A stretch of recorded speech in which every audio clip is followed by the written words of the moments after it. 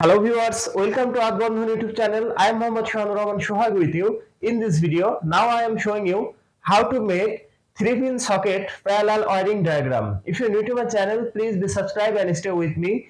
Press the bell icon for more my video. If you already subscribed, thank you so much. So viewers, let's start.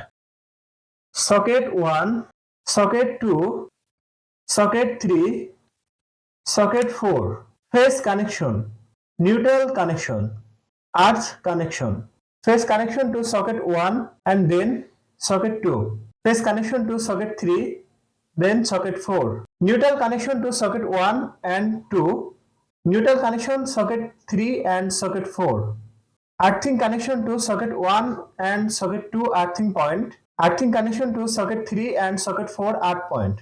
Now this circuit is ready for use. So viewers, that's my video. If you like my video, please like and share my video to your friend. Share my video to your all social media. Thanks for watching my video and thanks for being with me. Thank you so much.